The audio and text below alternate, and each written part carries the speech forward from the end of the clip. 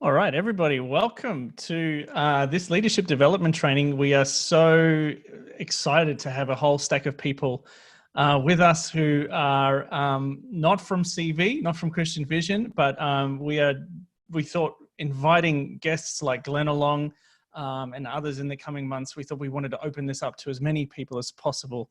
So my name's David Tensen. I'm going to host our time together today, and just as some housekeeping, I have a few things that I'll share with you on the PowerPoint really soon as people jump on board. I'm going to get Tom, who's my IT guys, to let people in who are in the waiting room, if you can do that for me, Tom. And we are going to get rolling. We're here for 90 minutes. Generally, they go for 60, but we're going to go for 90 today. We do understand, though, if you can't make the whole session for whatever reason, that's fine. A few people asked if it will be recorded. Yes, this is being recorded. It will be recorded and it'll be made available to you, those at CV and those who registered for it. And we'll be in discussions with Glenn about making this available to the public as well. And so let me begin by sharing my screen here with you. There'll be a bit of share screen. I suppose by now, given the COVID environment, everybody's pretty up to speed with how Zoom works. Our guest today is Glenn Williams. Let me give you a little bit of background on Glenn if you weren't able to read the bio on Eventbrite. Glenn's the co-founder and CEO of LCP Global, a strategic management and consulting firm with more than 25 years working as a psychologist, executive, and board member in more than 40 countries. He helps leaders harness the power of alignment across all three levels of leadership: leading themselves, leading others, and leading their business. So transitioning out of a global executive role, Glenn's half-time journey helped bring clarity and focus to this new season in his life, impacting leaders globally. The rest of his bio is available on Eventbrite.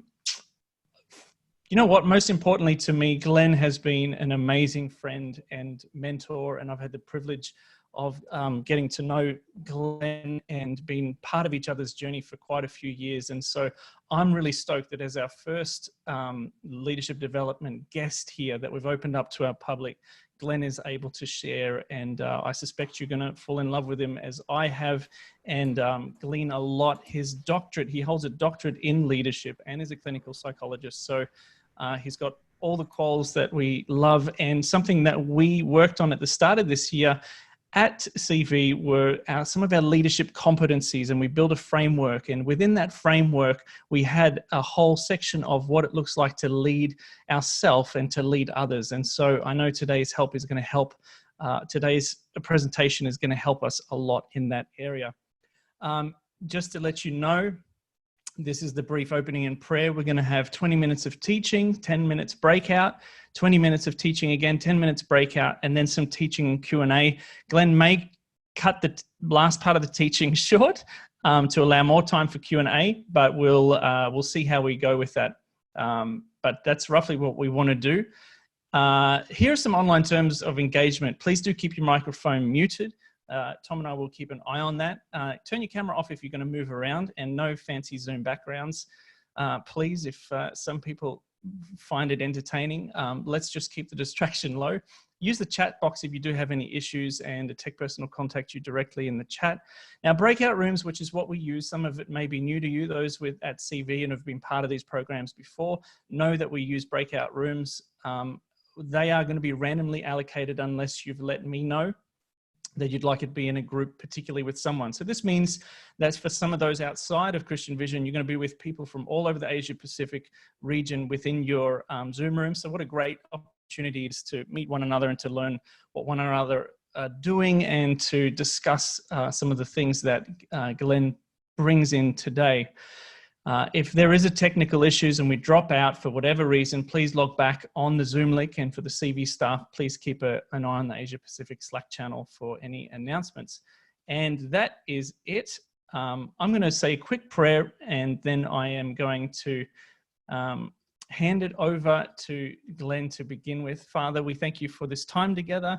We ask that you would keep all data connections really solid. You would keep our minds and hearts connected, but above all, Lord, you would continue to form us into the image of Christ who is in us and with us and through us. Would you help us today, we ask in your precious name. Amen. Okay, I am going to hand it over to Glenn, who I'm going to unmute, and it's all yours, Glenn. There you go. Okay. Well, thanks, David. It's fantastic to be here and already seeing some familiar faces and names. So appreciate the opportunity to come and share. You know, I had somebody recently come up to me and sort of say, after listening to my bio, that may be about 79 years old. So I hope that didn't sound like I was 79 to you. Not that there's anything wrong with being 79. It's just a little bit older than what I am. So I've been looking forward to today because I think, you know, when it comes to making decisions, and certainly in an age of when everything seems to be pressing, everything seems to be urgent, everybody wants something now, you know, it's a good time to sit down and reflect on, you know, what's the best way to make decisions? Is there a particular way? You know, what are some of the strategies that we could use and so on in order to be more effective?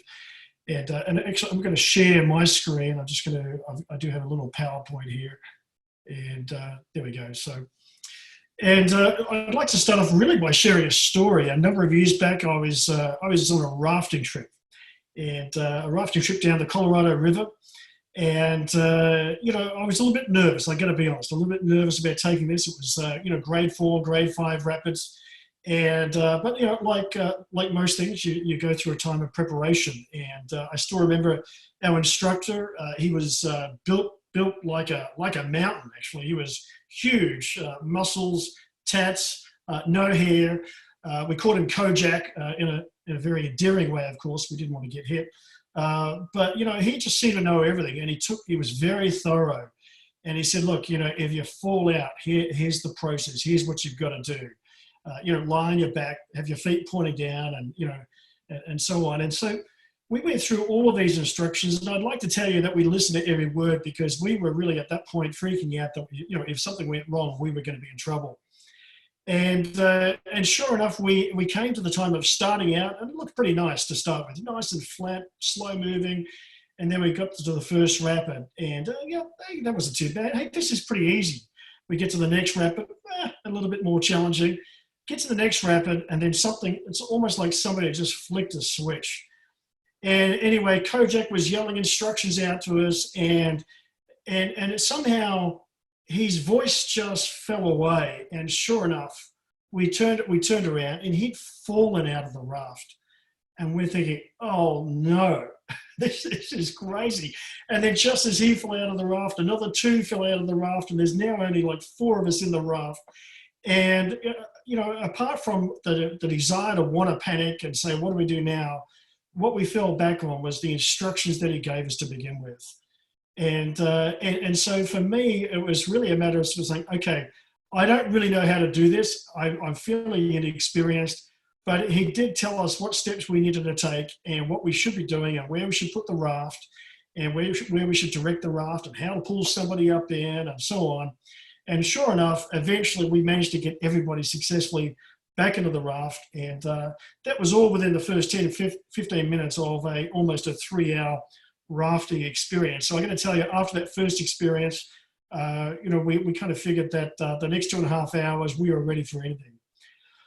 But I tell you what that did, let me just click on here. There we go. So my question to you when it comes to making decisions, do you have a process that you can trust? So I think for me, when we were going down those rapids, what made that a little bit easier for us was that we had a process. We had a series of steps. Kojak had taken us through, look, if this is to happen, here's what you've got to follow.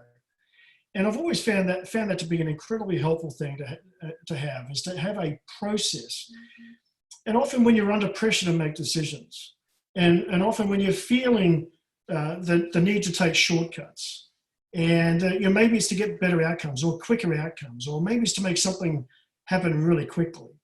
or maybe it's to try and get buy-in from a group of people, or from a team that you're working with. I guess my question to you is, do you have a process that you can fall back on and that you can trust?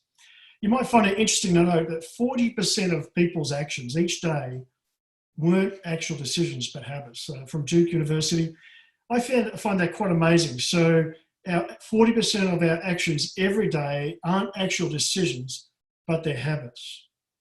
And then this, leaders who have great courage and closed minds are dangerous because they stubbornly cling to failed decisions.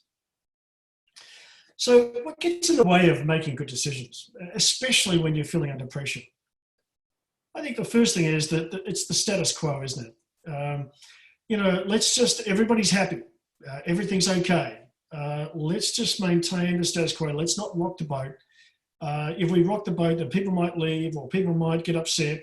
And, particularly in a ministry context, there can be, perhaps a little bit more greater sensitivity, if you like, towards conflict and emotion. But status quo can sometimes get in the way of making good decisions. The second thing that can get in the way of making good decisions are incorrect assumptions. So we're trying to assess what we should do, and we make some assumptions about the situation that we find ourselves in, or we make assumptions about the goal that we've got in front of us, or about the people that we want to reach, or about the about the kind of result that we want. And we make assumptions about that are not quite accurate. And so sometimes those assumptions get in the way of us being able to make a good decision. The third one I should say is limiting beliefs. And this is a real issue. And can I just say, we've worked with something like 1,200 or so leaders over the last 5 or 6 years. And specifically, this issue of limiting beliefs is a major issue for leaders. And it becomes an issue in a number of different ways. A limiting belief can be something where you become incredibly fearful. What if I make a particular decision and people don't like me for that? And so they choose not to make that decision in order to, once again, continue to maintain that status quo. A limiting belief might be, well, listen, simply, I'm not good enough. I don't trust myself. Last time I stepped out and I made a decision, it was a fairly major decision. It didn't quite go the way that I thought it would, and it had huge implications. And in fact, the organisation lost some money that it couldn't afford to lose. We ended up hurting a number of staff. Our clients or our customers, misunderstood what we were trying to do, and some of them no longer wanted to be involved in the organisation, or people no longer wanted the product, or so these limiting beliefs often become very foundational, or sit at the root of some of our inability to make good decisions, because we're afraid to take that risk. We're afraid that if we make a decision, that it's going to have a poor outcome or a poor consequence. The fourth one is concerns about personal impact. It's not unusual, particularly in an organizational context, for people to think, well, hang on a minute, this might sound like a really good decision, but if I make that decision longer term, that actually might threaten my career, or that might change my role, or maybe I won't be needed anymore, or maybe as a result of that, the organization is going to need to restructure, and that's going to put me into an area that I don't really want. It's not consistent with where I want to go, as part of my career choice and so on. And so rather than make a good decision, we become more concerned about the personal impact of that decision and what it might have on us. And then another one is that of, unnecessary pace. And we see this quite often, don't we? We get people who are always in a hurry. To make a decision. You know what, if we do this now, we make this decision today, I reckon we could have this up and running. I think we could change the website. I think we could get the marketing materials. I think we could, I think we can get this happening by the end of the week. What do you think? And then you get those that move a little bit too slow, and it never seems to happen, does it? Sometimes it just seems the time from when you were asked to review something to the point of making decision, to the point of implementation, it just seems like a lifetime, has fallen in between. And so we get this unnecessary pace, and that has implications as well, doesn't it? If the decisions happen too quickly, it's you get people saying, well, here we go again. Gee, we haven't really thought about this too much. Or so-and-so said, look, they thought this would be a great idea, and why wouldn't we make the change and make this happen next week or next month, rather than waiting 3 months when people have had a little bit of time to recover from the last change and the energy that they took to change last time to implementing this new approach. And then you get those who just think it's too slow, and they say, you know what, I can't handle this. This is way too slow. There's not enough energy. It's not happening enough. I think it might be time for me to explore an alternative, or to explore a position somewhere else outside of the organisation. And then finally, there's no clear process, and so you've got somebody who said, look, I think we need to evaluate this or review this or consider moving in a particular direction, but there's no clear process on how to make that happen. Who do I need to engage? What is my time frame? Who are the right people that I actually need to have involved in that process? Have I got sufficient research, or have I got sufficient data from other areas that may flow into that process to make sure that when I make a decision, I'm actually doing that from a position of having been informed, not just from a position of, I think I've got enough for what I need. And so often organizations fall into a trap, and individuals fall into this trap of where there's no clear process. And because there's no clear process, people very quickly get disillusioned. They get frustrated. They may even choose to leave the organization because, again, it just comes across as being very ad hoc, very disorganized, and that's not something that they want to be part of. So these are just some of the ways of, some of the things that get in the way of making good decisions. And I'm sure you can think of others. There's no shortage of lists around, what things get in the way of you being able to make a decision, particularly when you're under pressure. So it's almost like when you're under pressure that some of these issues here that we've identified here become exacerbated, or they're accentuated. And so when you're under pressure, it's even more important to have a really clear process.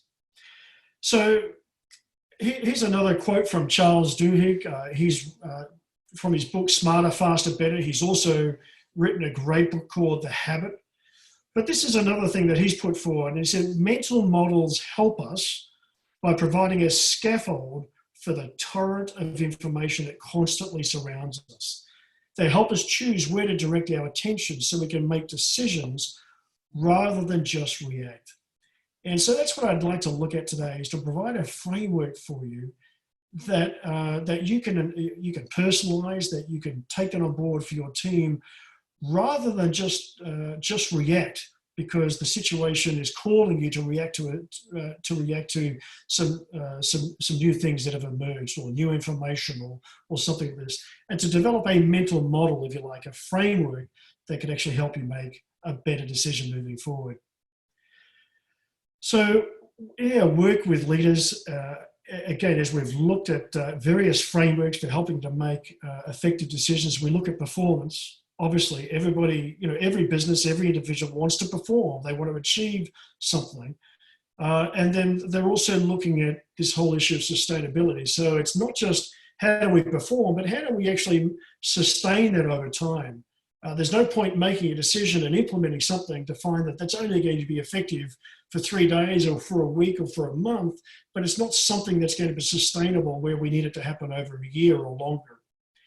And so there are five anchors, 5 leadership anchors that we encourage you to look at, and I'd encourage you to reflect on this today as we consider how you might look at the aligning these 5 anchors and harnessing the power of those 5 anchors for your own decision making. The first one is relationships, and we'll look at some of these in a little bit more depth shortly. But relationships are an important part of making an effective decision. Which relationships are going to be important? Which ones do need to be nurtured?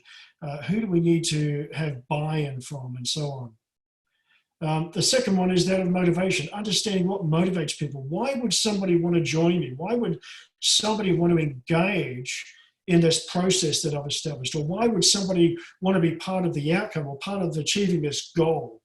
And do I fully understand what motivates them and how I might be able to come alongside and get them excited about the goal from a point of view of collaboration. The third one is character, and this usually looks at the alignment of values. And so, is there an alignment? Is the decision I'm going to make, or the strategy I'm about to make a decision on and implement, does it fully align with the values that are important to the organization? And does it align with my values? And often when you're under pressure, there's the temptation to hurry, there's the temptation to take shortcuts, and more often than not, character can be what is traded.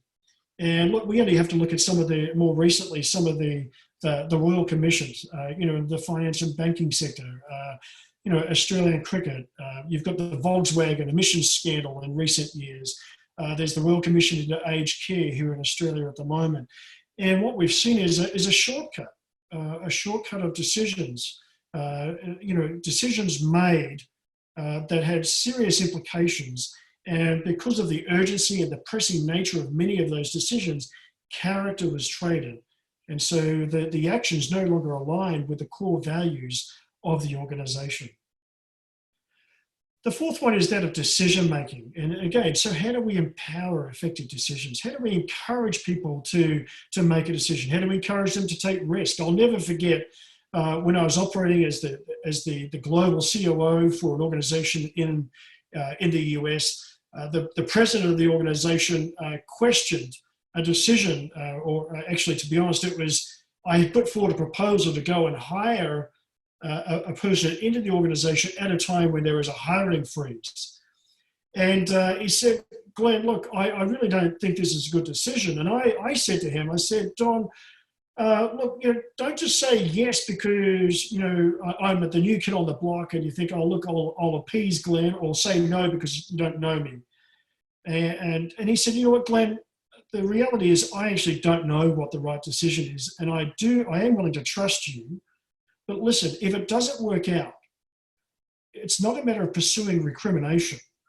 Let's evaluate the decision and find out what we could have done differently or better next time. I tell you, that was an amazing insight for me, and that taught me a huge lesson that, part of empowering people is also potentially allowing them to fail in a decision that they believe in. But if it goes wrong, that we don't actually have to pursue recrimination. And then the final one is goals. So when we look at relationships, motivation, character, decision-making, you put those four things together, it leads to transforming goals and outcomes. And our model is that if we can align those 5 leadership anchors together, then we get better results and better outcomes in 90 days. These are the 5 anchors and the 3 different areas in which we look at these themes, if you like. We look at how does decision-making impact the way that we lead ourselves, for example, in the way that we lead others, and in the way that we lead a business. And today, we're going to be spending most of our time just on these things: the decisions under pressure, creating a narrative, limiting beliefs, dysfunctional leadership patterns, and so on. But we're going to be focusing on decision-making and how can you make better decisions by adopting a framework that can help you get to where you need to go. So, David, with that, small group discussion around this question, and that is, when making decisions under pressure, what are the things that have typically got in your way, and how did you overcome them? Great.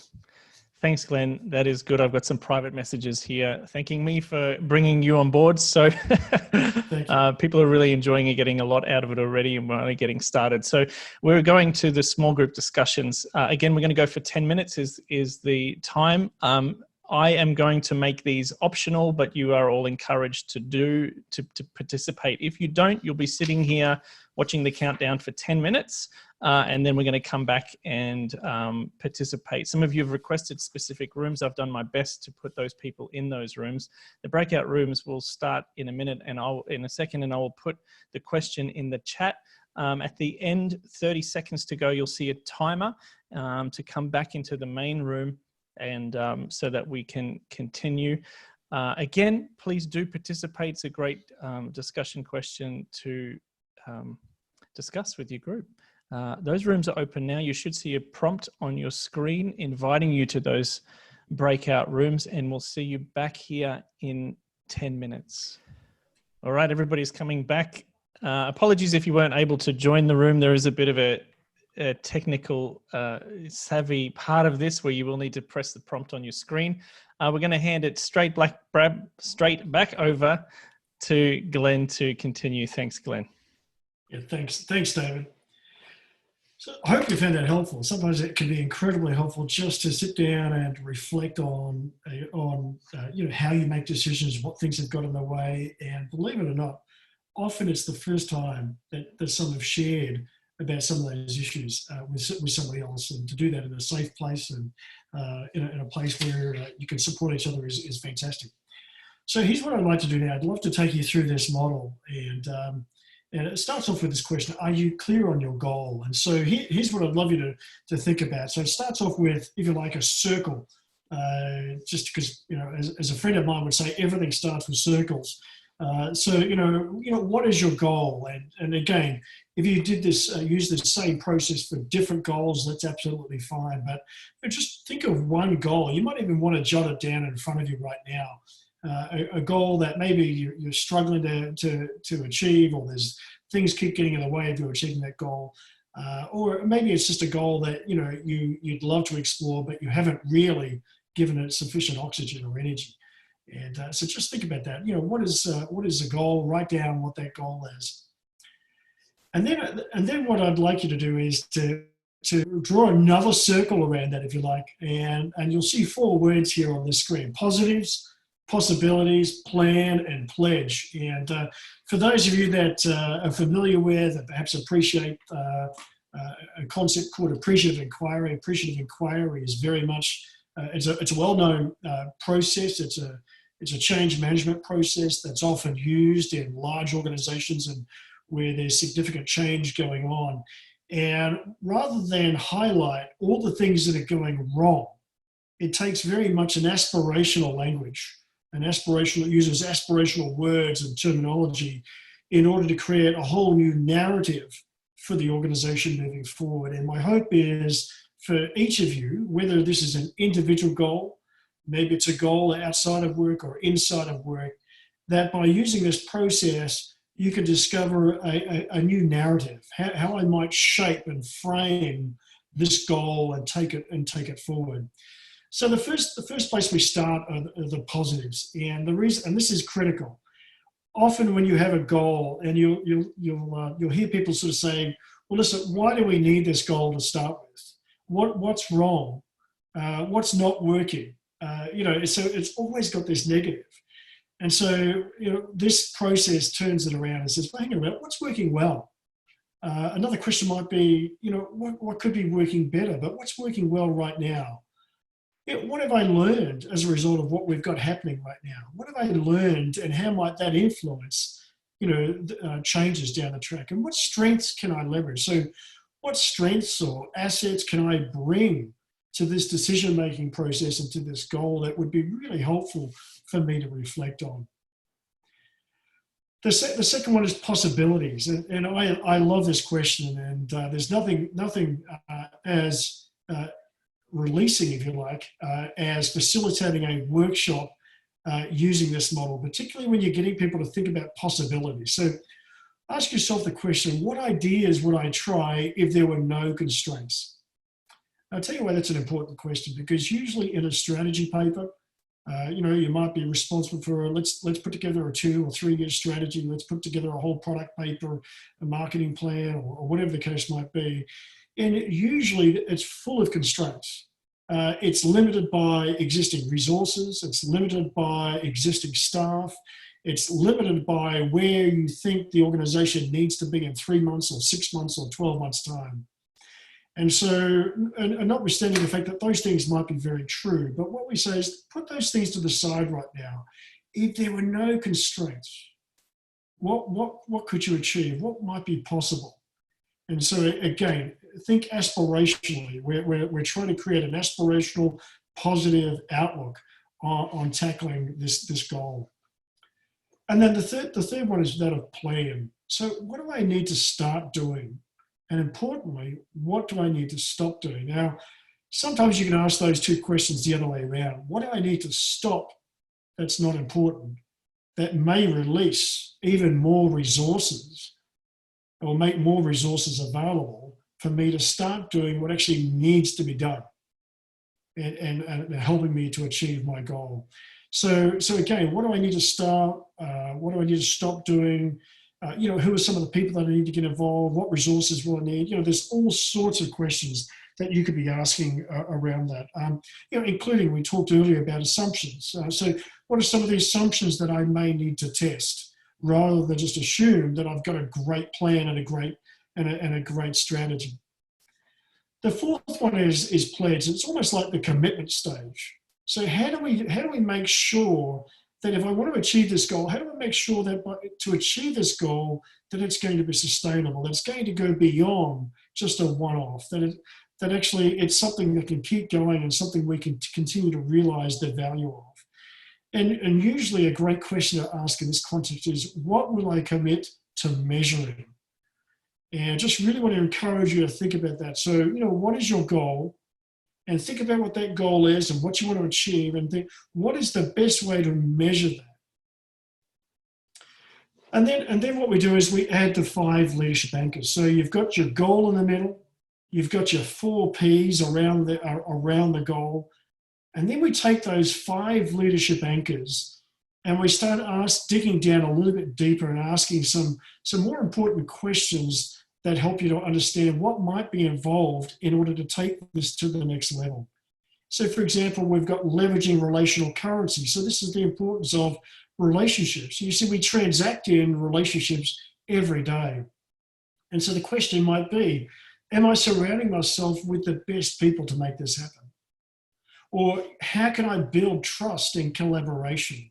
We talked earlier about the importance of empowerment, and the only way to empower people is to actually trust them and let them know that you trust them, and you're going to build that trust. But sadly, often in organizations, we find a real trust deficit today.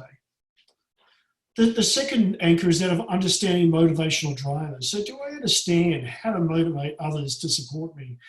It's a really important question. Often it's all about, how do I get people to do what I want them to do? But really, if we better understood what motivated others to engage and to contribute and to be part of the solution, and we began to interact with them in that way, then we take that whole understanding to another level. The third leadership anchor is that of building resilient character. And I mentioned this earlier, but does my approach align with my values? Am I taking shortcuts? Am I doing something that's going to conflict with the brand?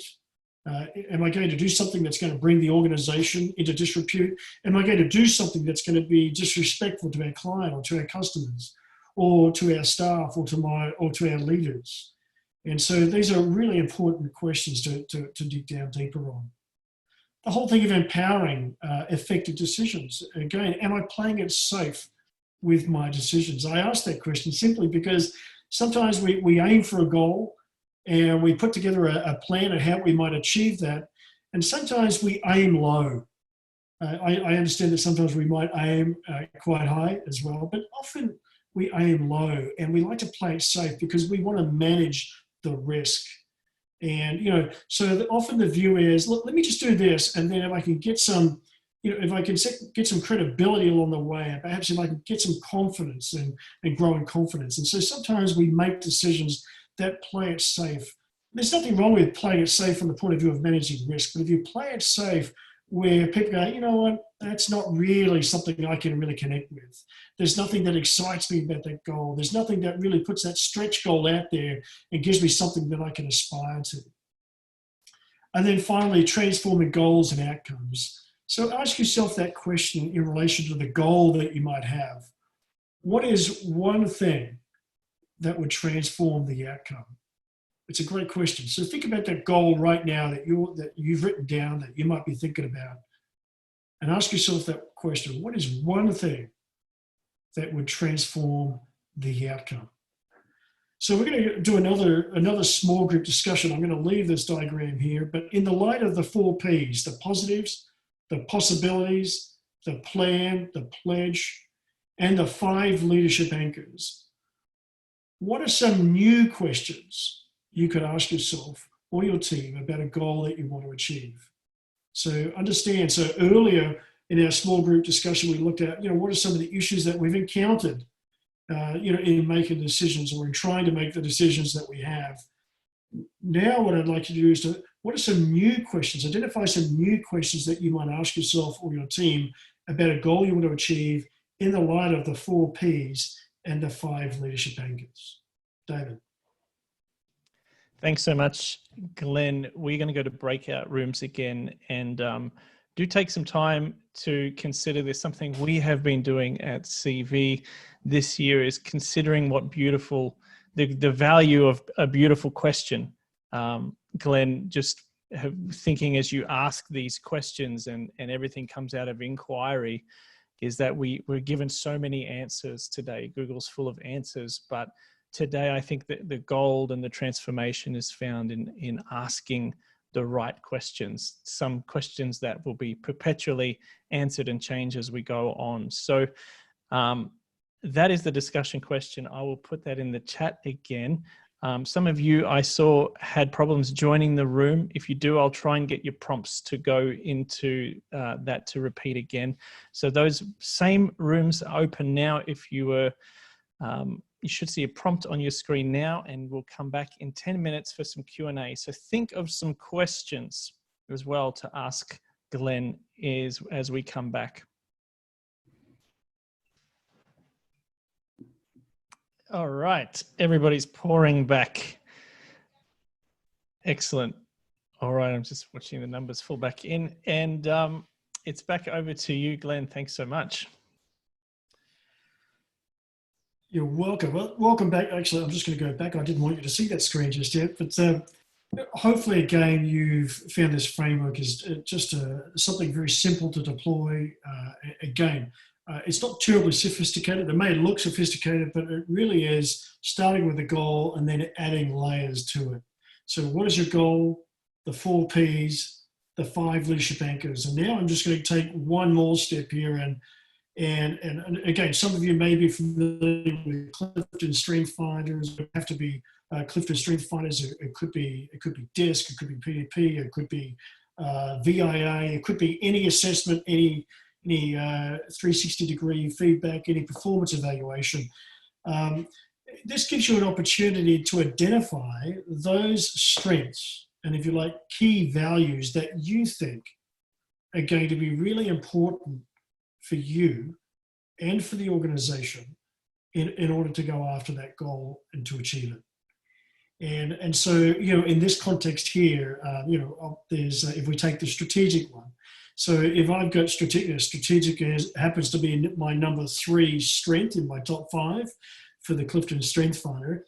So for strategic, how would I choose to aim my strategic strength in such a way to make sure that we can hit this goal and achieve this goal together?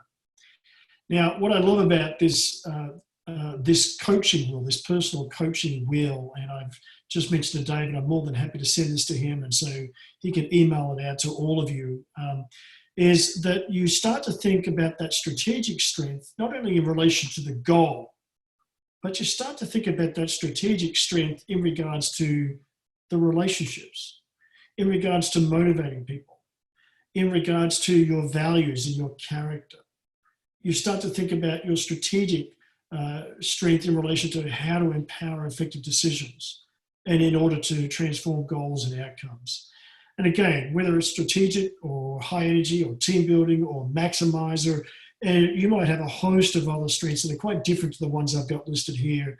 Put in the strengths that you have that you think are going to be most important and the values that you believe are going to be most important and most helpful for you in order to achieve that goal. So really, that's the end of this framework, and I hope that's been helpful to you, and I'm certainly more than happy to respond to any questions that you might have and try and do my best in answering them.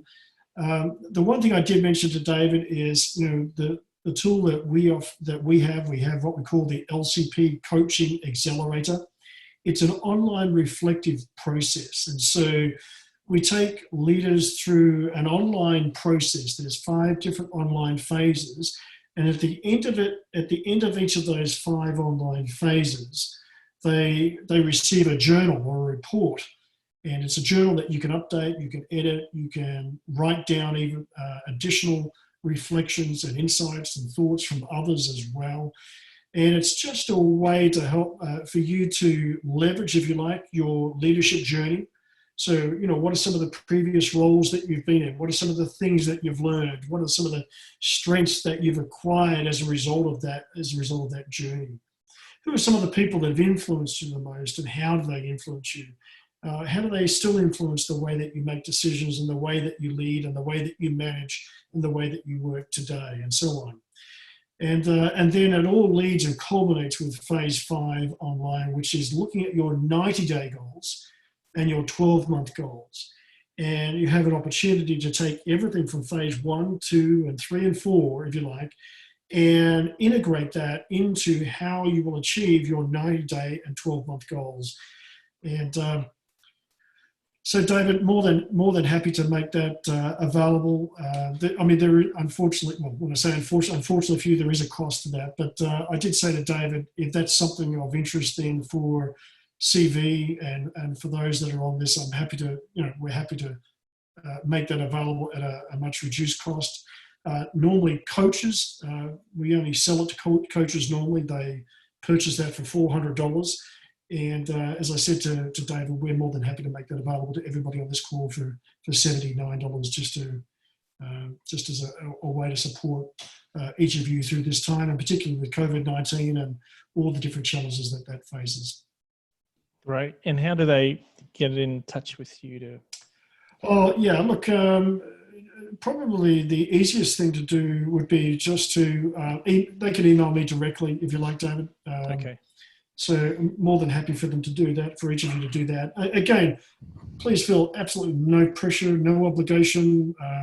This is not a product pitch, but if there's a way that we can help you as you seek to make better decisions, and you want an opportunity to leverage your leadership story and your journey up until now, then this would be a great way to do that.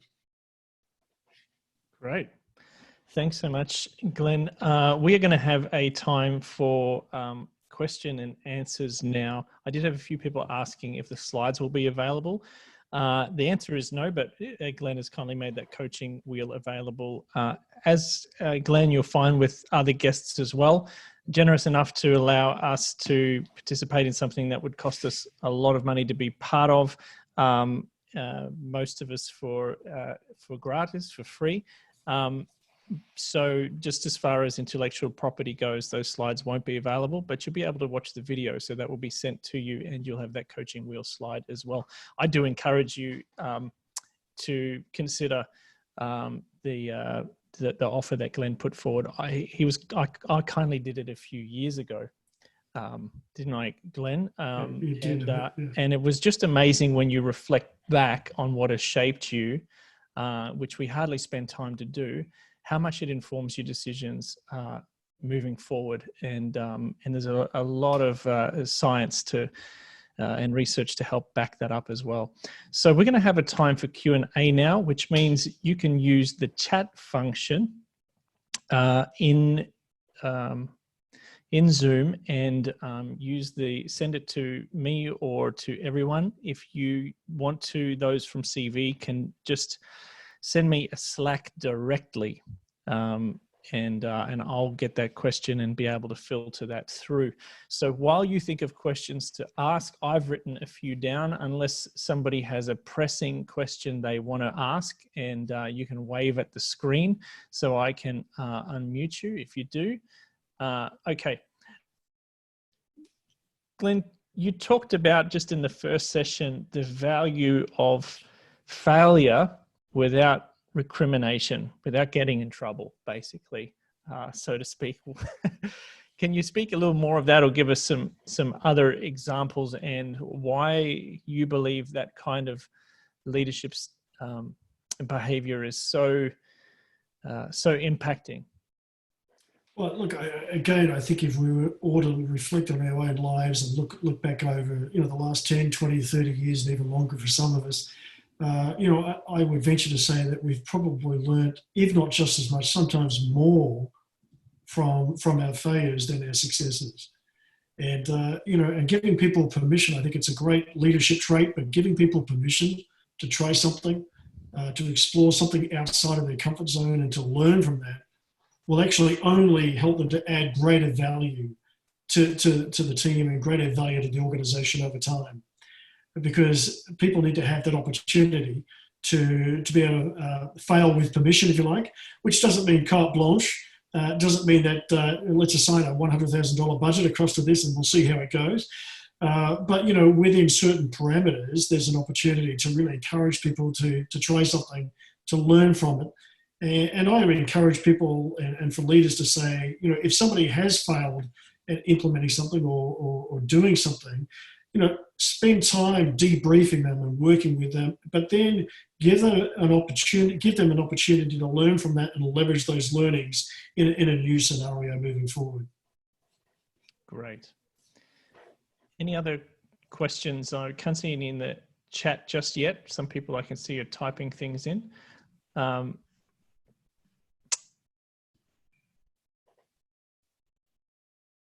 Good question. How explicitly, Glenn, do you step through each layer or segment of this model when make decisions yourself? And do you have any examples in your own life of using it? Oh, wow. Lots of examples. And short answer is, I guess, yes, explicitly, but the issue is it's probably become something that's very intuitive for me now. So I don't literally sit down there and say, okay, now I'm going to go through the positives, and now I'm going to go through the possibilities, now I'm going to go through the plan. Although, having said that, when I'm actually documenting a plan, I will actually take myself through each of those steps to make sure that, thematically, if you like, that I have spent sufficient time on each of those key areas. Specifically around the 5 leadership anchors, yes, they are part of the plan. And so once again, and particularly, David, in the context of let's say a goal that I'm really struggling to get across the line or struggling to achieve, to keep hitting a roadblock, that will often force me to step back from that, sit down and say, okay, now let me go through these 5 leadership anchors. If I look at relationships, do I have the right people involved, or have I got the wrong people? Or do I need a different skill set, or do I need somebody who's got strengths, or somebody who's got more experience in a particular area than what I do? Am I struggling to motivate people? And if that's the case, why are people struggling to come alongside? Is it my own demeanor? Is it the way that I'm presenting, or if you like, presenting the narrative? Or is it because I'm not giving people an opportunity to really engage at the level they want to, and so on? So the short answer is yes, explicitly, but I guess it's become something, David, that's become quite intuitive and very much a normal part of my decision making. That it's something that's it just happens almost second nature now. Great. Another good question has come through is, say you have a goal and then along the way you change directions. How long do you sit on that goal? It's kind of when do you pivot? How long do you stick with it? Are there markers for you, Glenn? Are there things you are going to say, okay, we've gone a particular direction. That's been my goal. Things have changed, e.g. COVID-19 comes in, or there's some major change, what we call external factors or external drivers, and maybe internal within the organization and team as well. Absolutely, yeah. How do you move from that rigidity? And let me give you an example. We've got a number of clients at the moment. As you know, we're all affected by COVID-19. So we've got a number of clients. We do a lot of work with entrepreneurs and business owners, certainly those who are scaling between 5 and 20 million. And so, COVID-19, like us, has caught them totally by surprise. They weren't prepared for this. Now, some of their businesses, they've had to curtail some of their activities. They've had to let staff go. I was talking to a business owner the other day who had to let go 90% of his staff, and he's not sure whether that business is going to survive. But even with that particular business, we were able to sit back and say, well, look, can we just step back? Is there a different strategy that you might be able to deploy? Is there a different business model that might make more sense? And then what would be, do you have the capital to actually make that make that adjustment. There's another company that's very much involved in the tech space, and so they've got a lot of their staff who are working remotely from home. But I can tell you what this has done for them is it's provided them with an opportunity to sit down and say, let's review our product portfolio. Let's take a look and say, the products that we're offering right now, we've got this unique opportunity where, if you like, we don't have all this face-to-face, physical time with our clients, but we've got all this time at home in our offices where we can sit down and say, I think there's an opportunity for us to really improve the quality of how we deliver this particular product. Another company we're working with is saying, well, I think it's time to review our value proposition. I'm not sure that the messages, that the internal messages and the external messages through all of our marketing really aligns with our core value proposition. And so we're encouraging them to review their value statements. So it is an opportunity, David, to step back and say, do we have the right business model? Is there a different business model that might work? Are we leveraging technology the way that we could be? Is there a way that we can engage people differently? In fact, one CEO came back and said, I was really struggling in knowing how to manage some of my core team. And quite frankly, I'm finding it easier to manage them remotely because it's provided me with the discipline of where we've got this regular catch-up and update in my calendar, and nothing else is getting in the way of that. So it's how we adapt to that, David. Yeah, great question. We've got some other fantastic questions coming through as well from Richard, because you did ask it public. Actually, I'll unmute you, Richard, and you can ask your question out loud there. Go ahead. Okay, what did I ask? Glenn, hi. Hi, Richard. Good to see you. Yeah, you too. How divisive or important is ego and our attitude when making decisions? Because obviously they come into, we've all worked with someone that has got a massive ego, and ego plays a huge part in decisions. So, yeah. How do you? What's your thoughts on that? Yeah, well, I guess two sides of the coin on that one, Richard. I guess the first one is our own ego. Let me just address that to start with. I love what Alexandra Harvard, who wrote the book Virtuous Leadership. He looks at the classic virtues from the Greek classics, and it's interesting that he takes magnanimity and humility, and he magnanimity meaning what, Glenn? Magnanimity meaning. Sorry, it's a mouthful, isn't it? Magnanimity, which is being magnanimous. It's big. It's got this amazing goal. This huge vision. Let's set this so big. But in addition to that, he couples that with humility. He says, you might have the biggest goal and the best goal, and it's going to be huge. But he says, but you're not going to be able to achieve that on your own. So let's couple that with humility. And so I love the way he tends to couple one virtue with another virtue. And so in the same way with our ego, I think it's really important that we've got a very healthy understanding of who we are, what makes us tick, what people appreciate about us. And often that comes through, we know how people affirm us and how they encourage us, and we know what people like about us. But it's also being willing to be in an accountable relationship where you can also be aware of your blind spots as well, and understand that what you can't see, somebody else is seeing. And so when it comes to our own ego, it's really important to have a healthy ego. To have an appreciation that God has designed you and uniquely created you in a particular way, with a unique set of strengths and gifts. And experiences that you've had as well, and that's shaped you and who you are today. And so there's a need to align that, I guess, with the goal and the outcome that you're pursuing, and making sure that, again, you're open to other people being able to feed into that process and into that ultimate decision, and also the execution of that goal. The other side of the coin, though, Richard, obviously then comes back to what if the issue is somebody else's ego? And I'm sure we probably shouldn't be sitting here thinking of somebody else who's got that ego, but we've all been impacted by the, if you like, the insecurities of other leaders who have operated from a position of having an ego that's a little bit out of control, or that's not respectful of others, or and I hate to say the word narcissistic. Not every person with an unhealthy ego is narcissistic, but we do have narcissistic leaders where it's all about them, it's all about themselves, and working with people in an organizational context like that can be very, very difficult.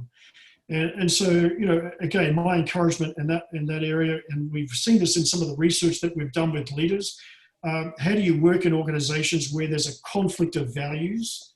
And I think it was 74 or 76% of them said, look, we could stay as long as those values did not cause me to compromise my values. And so I think that's a really important thing. So we understand that people, when you've got 100 people, 1,000 people working in one organization, they're all going to bring a different set of values. And yes, there's shared values, but sometimes they won't be the same as us. That's not so much the question as much as, is it possible for you to operate and function well and to model those values that are really important to you in that context? Okay. So there's no need to sacrifice your own, but you don't want them to be conflicting with the organizations, even though they may not be exactly the same. Is that? Yeah, it's probably with a caveat, David. It's not that you don't need to sacrifice your values. I think there are sometimes it's important that you don't vocalize loudly what those values are, because you know that they're going to conflict with somebody else whose values are different. The issue is, can you work respectfully in that environment without compromising that value that's important to you? Yeah. So it's about compromise, not sacrifice. Yeah. This is so good. Thank you, Glenn. Somebody asked, would it be good to use a SWOT, SWOT, for those who don't know? It's strengths, weaknesses, opportunities, threat. A SWOT analysis when reviewing your current situation as you step back and re-look at your business in light of COVID, for example, or at another time there may be an external or internal driver for change. It's often a good opportunity to use a SWOT. My encouragement to people who use a SWOT is, because I know people who like to do a SWOT whenever they can, and there comes a time when you've got to say, hang on a minute, we're spending so much energy focusing on this SWOT, we could be doing something very different and leveraging the opportunity and using the resources that we have. And instead of doing a SWOT, coming back in 30 days and saying, let's come back in 30 days and review how we started out, what has happened, and what we've learned from that, what could we do different. I'm a big believer of SWOTs. I'm not a big believer of overusing them. And if you were to use a SWOT, I'd still be encouraging you to think about the 5 leadership anchors. So if you look at a SWOT, if you go through your strengths, look at your strengths through the lens of relationship. Look at your strengths through a lens of motivation, values, empowerment, and goals, and so on. So the 5 leadership anchors, if you like, intuitively sits underneath each of that, but it becomes something that you can overlay over the top of the SWOT as well. Great. I might add too, for the person that asked that question, the VRIO analysis has been one that I studied in my postgrad and undergrad. It's a fantastic, I think it's a great thing as well. Stands for, is what you have to offer valuable? Is it rare? Is it costly to imitate? And are you organized to capture value from it? So for the person that asked, that VRIO analysis is also worth looking at, I believe. So this is a good one. What ways help to determine if a goal is worth going after? Say that again. So what kind of makes a goal worth going after, do you think? What constitutes that? We make so many decisions regarding goals, personal goals, professional goals, our organizational goals. And, I guess how I would answer that, David, I'd say there are hundreds of transactional goals that we make all of the time. And but what would make a transforming goal? And so often when we're working with leaders, they're often not afraid to make a decision. They make hundreds of decisions every day sometimes. But what goal would bring transformation? What goal would exponentially accelerate or increase the level of impact, or accelerate progress exponentially compared to just making a decision about another goal? And so this is why, again, we come back to the 5 leadership anchors. Sequentially, we build on the first 4. So we build on leveraging relational currency, understanding motivational drivers, building resilient character, empowering effective decisions. And we say those 4 things have got to be in place. And when those 4 things are in place, that then you have the ability to transform your goals and outcomes. If you're not willing to put the effort in on the first 4 things, the first 4 anchors, then you'll just get a standard goal, a normal goal, a transactional goal, not a transforming goal. Okay. Is that helpful? Yeah. Off the back of that, when do you know that you're playing it too safe with a goal, do you think? Well, a short answer to that one is, you're playing it really safe if you're hitting every goal and you're doing it really easy and you're doing it quickly. Another way to answer that might be, if you're playing it safe and you've employed some really good people and surrounded yourself with some really good people, the chances are they're not going to be there that long, because they've got talent and they want to grow and they want to see progress. And if you're just going to play it safe all the time, then it's not going to stretch you, it's not going to stretch them, and it's not going to increase growth and increase impact or progress. And so often you'll find those people will get frustrated and leave. Good. So part of it is about talent retention. Yeah. Yeah. Another question I had, and it came with a caveat, so I'm going to reword it in a way. You talked about alignment with relationships, motivation, character, decision-making, and goals, and then shared your thing. Let's say time doesn't allow you, Glenn, the luxury of moving through a process, deliberating over hours or days, and something has to be made rather quickly. And then sometimes that is the case. If you only had a couple things to choose, where would you start? Or, yeah. Well, I think it's important to say that, those using the 5 anchors doesn't have to be a laborious process. It's not something that has to take days. Very quickly, if there was a decision that needed to be made, or there was a goal that you had to go after, David, I would just be quickly saying, what are the relationships that are most important? What's the importance? What are the values behind this, and how do we make sure that we don't compromise our values in this? How do we motivate people to come with us? How do we empower people and get buy-in from people? And what's a worthy goal to go after? And have we really defined the right goal? So those things can be done fairly quickly. It's not so much time-based as much as it's stage-based. So you've got those stages that you can quickly step through in regards to a major decision. Good. All right. Another question we had was, you talked about building trust. There are some ways that you, Glenn, some go-tos in building trust with people, or things you'd look out for or suggest for young and emerging leaders. Yeah, again, I don't know if anybody's read the book by Stephen Covey called The Speed of Trust. I think it's a great book. Some great ideas in there. But,